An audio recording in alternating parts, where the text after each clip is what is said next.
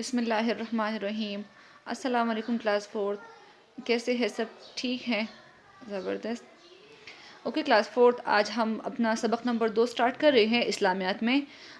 سبق کا عنوان ہے اللہ تعالیٰ ہمارے ساتھ ہے۔ ٹھیک ہے، اس سبق کو پڑھنے کے ہمارے مقاصد کیا ہیں؟ اس سبق کی تکمیل کے بعد آپ لوگ اس قابل ہو جائیں گے کہ اللہ تعالیٰ کی صفات سے آگاہی حاصل کر سکیں گے، اور آپ کے دلوں میں یہ یقین پختہ ہو جائے گا کہ اللہ ہر حال میں ہماری مدد کرتا ہے۔ ٹھیک ہے، تو یہ 2 مقاصد ہیں ہمارے اس سبق سے۔ سبق کے بعد ہمارے یہ مقاصد ہوں گے کہ آپ لوگ اس کے قابل ہو جائیں۔ ٹھیک ہے، تو سب سے پہلے پڑھائی کریں گے۔ پڑھائی کے لیے آپ بکس اپنے اوپن کر لیں پیج نمبر 7 پہ۔ میں پڑھوں گی اور آپ لوگوں نے بھی میرے ساتھ پڑھنا ہے تاکہ آپ لوگوں کو صحیح سے انڈرسٹینڈنگ ہو جائے۔ ٹھیک ہے، تو آپ اپنے بک اوپن کریں پیج نمبر 7، میں آپ کو ایکسپلین کرتی ہوں۔ اوکے، تو یہ ہمارا پیج نمبر 7 ہے۔ پہلا پیراگراف میں پڑھتی ہوں، آپ لوگ مجھے سنیں اور پھر میں آپ کو ایکسپلین کرتی ہوں۔ ٹھیک ہے، اوکے سٹارٹ۔ مکہ شہر میں نبی کریم صلی اللہ علیہ وآلہ وسلم کی سچی دعوت روز بروز آگے بڑھ رہی تھی۔ قریش کے ہر گھر سے کوئی نہ کوئی فرد مسلمان ہو چکا تھا۔ سرداران قریش کے لیے آپ صلی اللہ علیہ وآلہ وسلم کی کامیابیاں ناقابل برداشت ہو چکی تھی، چنانچہ انہوں نے آپ صلی اللہ علیہ وآلہ وسلم کو قتل کرنے کا فیصلہ کر لیا۔ اس مقصد کے لیے ہر قبیلے سے ایک نوجوان کو منتخب کیا گیا اور ان سے کہا گیا کہ رات کو جب آپ صلی اللہ علیہ وآلہ وسلم اپنے گھر سے نماز کے لیے نکلے تو سب مل کر حملہ کر دیں۔ ٹھیک ہے، یہ پہلا پیراگراف تھا۔ پہلے پیراگراف میں کیا کہا ہے کہ حضرت محمد صلی اللہ علیہ وآلہ وسلم جو تھے، جو اسلام کی دعوت دے رہے تھے مکہ میں، تو قریش کے ہر گھر میں سے کوئی نہ کوئی ایک انسان جو تھا وہ مسلمان ہو گیا تھا۔ اب جو قریش کے سردار تھے، مطلب جو ان کے حکمران تھے، جو بڑے تھے، وہ تو کفار تھے۔ ان کو یہ چیز نہیں پسند کہ کیوں لوگ مسلمان ہو رہے ہیں، اور وہ غصہ تھے اس بات پہ، اور ابھی حالات ایسے تھے جو ان سے برداشت نہیں ہو رہے تھے۔ تو انہوں نے کیا کہا؟ انہوں نے کہا کہ بس ہم ان کو قتل کر لیں گے اور بات ہی ختم کر لیں گے۔ تو اب وہاں پر بہت سارے قبیلے تھے، تو ہر قبیلے سے انہوں نے ایک ایک جو اسٹرانگ، جو مطلب بہت طاقتور نوجوان تھا، اس کو منتخب کر لیا، ان کا ایک گروپ بنا لیا، اور ان کو کہا کہ آپ حضور صلی اللہ علیہ وآلہ وسلم کے گھر کے ارد گرد کھڑے ہو جائیں، اور رات کو وہ جیسے ہی نماز پڑھنے نکلیں گے آپ لوگوں نے حملہ کر کے ان کو قتل کرنا ہے۔ ٹھیک ہے، دوسرا پیراگراف دیکھ لیں ابھی۔ دوسری طرف اللہ تعالیٰ نے وحی کے ذریعے اپنے نبی کو اس سازش کی اطلاع دے دی۔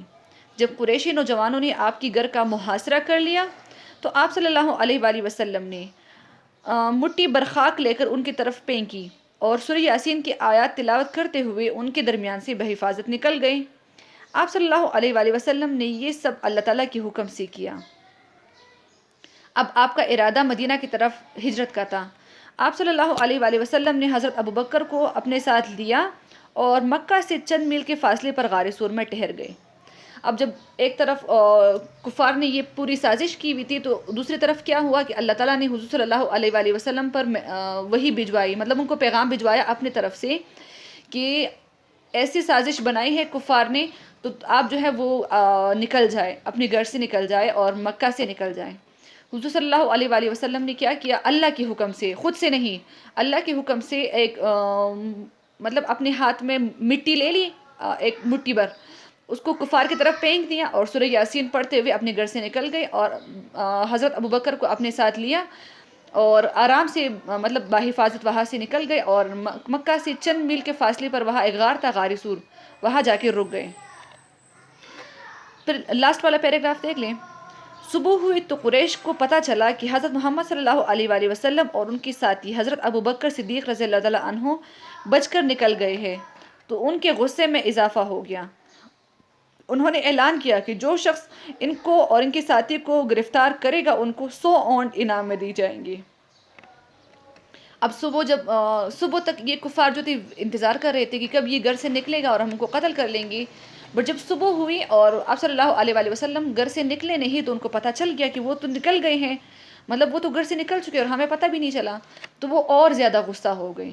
اب انہوں نے کھلا ایک اناؤنسمنٹ دے دیا سارے لوگوں کو کہ آپ لوگوں نے کیا کرنا ہے، جو بھی شخص چاہے جو بھی ہو، وہ اگر حضرت محمد صلی اللہ علیہ وآلہ وسلم کو اور ان کے ساتھی کو گرفتار کر کے لے کے آئے گا تو ان کو ہم انعام میں 100 اونٹ دیں گے۔ ٹھیک ہے، اچھا اب اپنا پیج ٹرن کر لیں آپ لوگ، پیج نمبر 8۔ اچھا، پیج نمبر 8 پہ اب دیکھ لیں بالکل سٹارٹ سے. اتنے بڑے انعام کا سن کر لوگ بہت زیادہ خوش ہوئے اور آپ صلی اللہ علیہ وآلہ وسلم کی تلاش میں نکل پڑے. یہاں تک یہاں تک کہ کچھ لوگ تلاش کرتے کرتے غار سور تک بھی پہنچ گئے. اب لوگوں نے جب سنا کہ اتنا بڑا انعام مل رہا ہے تو لوگ سارے خوش ہو گئے اور وہ آپ صلی اللہ علیہ وآلہ وسلم کو تلاش کرنے کے لیے نکل گئے. اور جہاں آپ صلی اللہ علیہ وآلہ وسلم چھپے تھے، مطلب جہاں انہوں نے اسٹے کیا تھا غار سور میں، تو وہاں تک پہنچ گئے ان کی تلاش میں. بٹ کیا ہوا آگے؟ دوسرا والا پیراگراف دیکھ لے، ٹھیک ہے. حضرت ابو بکر رضی اللہ تعالیٰ عنہ بیان کرتے ہیں کہ نبی اکرم صلی اللہ علیہ وآلہ وسلم کے ساتھ غار میں تھا. اچانک میں نے سر اٹھایا تو باہر لوگوں کے پاؤں نظر آئے. میں نے کہا، اے اللہ کی نبی، اگر ان میں سے کوئی شخص نیچے دیکھ لے تو ہم نظر آ جائیں گے. حضرت ابو بکر کیا فرما رہے ہیں کہ ہم اس غار میں تھے تو میں نے جب اوپر دیکھا، غار سے اوپر دیکھا، سر نکال کے دیکھا تو مجھے کچھ لوگوں کے سر نظر آئے کہ اچھا غار کے اوپر تو کچھ لوگ کھڑے ہوئے ہیں. تو میں نے حضور صلی اللہ علیہ وآلہ وسلم سے فرمایا کہ اے اللہ کی نبی، اگر ان میں سے کسی بھی بندے نے نیچے دیکھ لیا تو ہم ان کو نظر آ جائیں گے. تو جواب میں حضرت محمد صلی اللہ علیہ وآلہ وسلم کیا فرماتے ہیں؟ ایک آیت ہے، اس کا ترجمہ ہے کہ غم نہ کرو، اللہ ہمارے ساتھ ہے. حضرت ابو بکر کہہ رہے ہیں کہ جب میں نے حضور صلی اللہ علیہ وسلم کو یہ بات بتائی تو انہوں نے مجھے جواب میں کہا کہ اے ابو بکر، غم مت کرو، اللہ ہمارے ساتھ ہے، وہ ہماری مدد کرے گا. پھر نیچے دیکھ لیں نیچے والا پیراگراف. غار سور میں 3 دن ٹہرنے کے بعد آپ صلی اللہ علیہ وآلہ وسلم مدینہ منورہ کے لیے روانہ ہوئے. راستے میں آپ صلی اللہ علیہ وآلہ وسلم کا گزر عرب کے ایک قبیلے بنی مدلج کے علاقے سے ہوا. اس قبیلے کے سردار سراقہ بن مالک کو آپ صلی اللہ علیہ وآلہ وسلم کے بارے میں پتہ چل گیا تو اس کے دل میں 100 اونٹوں کا انعام حاصل کرنے کی خواہش پیدا ہوئی. عرب کے لوگ کوئی کام کرنے یا نہ کرنے کے لیے فال نکالتے تھے. سراقہ نے بھی تیر کے ذریعے فال نکالی. فال اس کی خواہش کے مطابق نہیں تھی، مگر انعام حاصل کرنے کے لالچ اسے آگے بڑھا رہا تھا. اس نے آپ صلی اللہ علیہ وآلہ وسلم کو پکڑنے کے لیے آپ کا پیچھا شروع کر دیا. جب وہ آپ کے قریب پہنچا تو اس کے گھوڑے نے ٹوکر کھائی اور سراقہ گھوڑے سے نیچے گر گیا. وہ دوبارہ گھوڑے پر سوار ہوا، گھوڑے کو ایڑ لگائی اور تعاقب شروع کر دیا. اس بار اس کے گھوڑے کے اگلے پاؤں گھٹنوں تک زمین میں دھنس گئے. یہ دیکھ کر اسے احساس ہوا کہ وہ غلطی کر رہا ہے اور اسے اپنے مقصد میں کامیابی حاصل نہیں ہو سکتی. اچھا، اب کیا ہوا کہ جب حضور صلی اللہ علیہ وآلہ وسلم غار سور میں تھے تو 3 دن تک وہ وہاں پر رکے. 3 دن کے بعد وہ غار سے نکلے اور مدینہ کی طرف روانہ ہو گئے. راستے میں ان کا گزر جو ہے، مطلب وہ ایک قبیلے سے گزرے. قبیلے کا نام تھا بنی مدلج. اب جب وہ اس قبیلے سے گزر رہے تھے تو اس قبیلے کا جو سردار تھا، مطلب جو حکمران تھا، جو بڑا تھا اس قبیلے کا، اس کو پتہ چلا آپ صلی اللہ علیہ وآلہ وسلم کے بارے میں اور اس انعام کے بارے میں بھی پتہ چلا جو اس انعام کے بارے میں بھی پتہ چلا جو کفار مکہ نے رکھا ہوا تھا کہ جو شخص حضور صلی اللہ علیہ وآلہ وسلم کو پکڑ کر لے کے آئے گا تو ہم اس کو 100 اونٹوں کا انعام دیں گے. تو اس کے دل میں اب لالچ پیدا ہو گئی کہ چلے میں پکڑ لیتا ہوں تو مجھے وہ اونٹ مل جائیں گے. لیکن وہاں اس ٹائم کیا تھا، عرب میں ایک رواج تھا کہ لوگ جو بھی کام کرتے تھے اس کے لیے فال نکالتے تھے. تو اب جب اس نے تیر کے ذریعے اپنے فال نکالی کہ میں یہ کام کروں کہ نہ کروں، مطلب وہ ایسی چیز ہوتی تھی جس سے آپ کو پتہ چل جاتا تھا کہ جو کام آپ کرنے والے ہیں وہ آپ کے لیے اچھا ہے یا نہیں ہے، میں کروں کہ نہ کروں. تو جب سراقہ بن مالک جو تھا، جو قبیلے کا سردار تھا، جب اس نے اپنے فال نکالی تو اس کی فال اچھی نہیں تھی. مطلب اس کے فال میں یہ تھا کہ اگر آپ یہ کام کریں گے تو یہ آپ کے لیے اچھا نہیں ہوگا.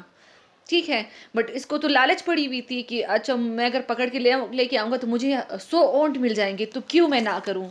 تو اس نے اپنے فال کو اگنور کیا اور آپ صلی اللہ علیہ وآلہ وسلم کو پکڑنے کے لیے آپ کے پیچھے چلے گئے. جب وہ آپ کے قریب پہنچے تو جس گھوڑے پہ یہ سفر کر رہا تھا تو اس گھوڑے کو اس نے ٹکر کھائی اور یہ جو سراقہ بن مالک تھا یہ گھوڑے سے گر گیا. تو وہ دوبارہ اٹھا، دوبارہ گھوڑے پہ سوار ہوا اور دوبارہ سے شروع کر دیا پیچھا کرنا. اس دفعہ گھوڑا کیا ہوا کہ گھوڑے کے جو 2 آگے والے پاؤں ہوتے ہیں نا، جو سامنے والے، وہ زمین میں اندر چلے گئے، یہ گھٹنوں تک بالکل اندر چلے گئے زمین میں. اب اس کو احساس ہوا کہ وہ جو کر رہا ہے وہ غلط ہے اور اس مقصد میں اس کو کامیابی حاصل نہیں ہو سکتی. ٹھیک ہے. اب آگے کیا ہوا تو اب دوسری والی پیج پہ آ جائے. پیج نمبر 9 پہ میں آپ کو بتاتی ہوں. ہاں یہ والا پیج. اب آپ دیکھیں اس موقع پر حضرت ابوبکر نے کہا اے اللہ کے رسول یہ پیچھا کرنے والے ہم تک پہنچنے والا ہی ہے. نبی کریم صلی اللہ علیہ وآلہ وسلم نے 2 بار قرآن مجید کی وہی آیت تلاوت فرمائی غم نہ کرو اللہ ہمارے ساتھ ہے. اب حضرت ابوبکر جو تھے انہوں نے جب پیچھے دیکھا تو ان کو پتہ چلا کہ یہ جو سراقہ بن مالک ہے یہ ہمارا پیچھا کر رہا ہے. تو اس کو ٹینشن ہونے لگی. اس نے حضرت محمد صلی اللہ علیہ وآلہ وسلم سے فرمایا کہ اے اللہ کے رسول یہ پیچھا کرنے والا ہمارے قریب آ رہا ہے مطلب ہم تک پہنچنے والا ہے اور ہمیں پکڑ بھی سکتا ہے. تو حضرت محمد صلی اللہ علیہ وآلہ وسلم نے دوبارہ سے وہی آیت بولی جو انہوں نے پہلی دفعہ غار سور میں فرمائی تھی کہ غم نہ کرو اللہ ہمارے ساتھ ہے. اس نے نبی کریم صلی اللہ علیہ وآلہ وسلم کو بلند آواز سے پکارا اور آپ سے معافی مانگی. آپ نے اس کی معافی فرما دی. پھر جب دوسری دفعہ یہ گھوڑا گر گیا تو اس دفعہ سراقہ بن مالک نے کیا کہ آپ صلی اللہ علیہ وآلہ وسلم کو اونچی آواز سے آواز دے دی اور ان سے معافی مانگ لی. اور آپ صلی اللہ علیہ وآلہ وسلم نے کیا کیا ان کو معاف بھی کر دیا. سیرت طیبہ کی اس واقعے سے معلوم ہوتا ہے کہ اللہ تعالیٰ ہر وقت اپنے بندوں کے ساتھ ہوتا ہے. جو لوگ اللہ تعالیٰ کی ذات پر مکمل بھروسہ رکھتے ہیں اللہ تعالیٰ ہر مشکل میں ان کا ساتھ دیتا ہے. پیاری نبی حضرت محمد صلی اللہ علیہ وآلہ وسلم کا طرز عمل ہمارے لیے بہترین نمونہ ہے. جس طرح آپ نے سفر ہجرت کے دوران اللہ تعالیٰ پر اعتماد اور یقین رکھا اسی طرح ہمیں بھی ہر مشکل میں اللہ تعالیٰ پر اعتماد اور مکمل بھروسہ رکھنا چاہیے. مطلب یہ پورا واقعہ جو ہوا ہے نا اسے ہمیں کیا پتہ چلا کہ ہمیں ہمیشہ اللہ تعالیٰ کے اوپر یقین رکھنا چاہیے. چاہے حالات جیسے بھی ہو چاہے جتنے بھی مشکل ہوں ہمیں اللہ تعالیٰ کے اوپر یقین رکھنا چاہیے کہ جو ہوتا ہے اس میں اللہ تعالیٰ نے ہمارے لیے کچھ نہ کچھ بہتر رکھا ہوتا ہے. ٹھیک ہے. تو اور حضرت محمد صلی اللہ علیہ وآلہ وسلم کا یہ جو عمل ہے یہ ہمارے لیے بہترین نمونہ ہے. کہ دیکھیں کیا ہو رہا تھا کہ غار کے اوپر تک لوگ آ گئے تھے بٹ انہوں نے حضرت صلی اللہ علیہ وسلم کو اس غار کے اندر دیکھا نہیں. سراقہ بن مالک ان کے تقریباً نزدیک پہنچنے والا تھا بٹ پہنچا نہیں. گھوڑے کے جو پاؤں تھے وہ اس کے اندر چلے گئے زمین کے اندر. تو ان کو پتہ چلا کہ نہیں اب یہ تو غلط بات ہے میں غلط کر رہا ہوں. تو مطلب اس پورے معاملے میں کس نے ان کی مدد کی اللہ تعالیٰ نے ان کی مدد کی. تو ہمیں بھی یہ یقین ہونا چاہیے کہ ہمارے ساتھ بھی جو ہوتا ہے یا جو حالات ہوتے ہیں چاہے وہ مشکل ہو چاہے وہ آسان ہو تو اس میں اللہ ہمیشہ ہماری مدد کرتا ہے.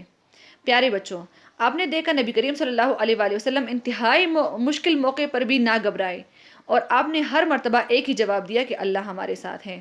آپ صلی اللہ علیہ وآلہ وسلم کی یہ الفاظ ہر حال میں اللہ کی مدد اور نصرت پر یقین کو واضح کرتے ہیں. ہمیں بھی ہر مشکل میں اللہ تعالیٰ کو ہی پکارنا چاہیے اور اسی کی مدد و نصرت پر یقین رکھنا چاہیے. تب جیسے آپ کو پتہ چلا کہ حضرت محمد صلی اللہ علیہ وآلہ وسلم پر کتنا مشکل وقت آیا کہ لوگ اس کے گھر کے ارد گرد تھے ان کو قتل کرنا چاہ رہے تھے. پھر وہ غار میں چھپ گئے. غار تک بھی لوگ پہنچ گئے بٹ انہوں نے وہاں اس کو نہیں دیکھا. پھر کیا ہوا کہ وہ سراقہ بن مالک آپ صلی اللہ علیہ وآلہ وسلم کی مطلب اس کے پیچھے لگا ہوا تھا ان کو پکڑ رہا تھا. لالچ کی انہوں نے بٹ پھر بھی اللہ تعالیٰ نے ان کی مدد کی اور مطلب وہ ان تک پہنچے نہیں اور الٹا انہوں نے الٹی معافی مانگی آپ صلی اللہ علیہ وآلہ وسلم سے اور آپ صلی اللہ علیہ وآلہ وسلم نے معاف بھی فرما دیا. تو اس سے ہمیں کیا پتہ چلتا ہے کہ ہمیں ہمیشہ کس سے مدد مانگنی چاہیے اللہ تعالیٰ سے مدد مانگنی چاہیے اور اللہ تعالیٰ پہ یقین رکھنا چاہیے کہ اللہ ہمیشہ ہمارے ساتھ ہے. Thank you.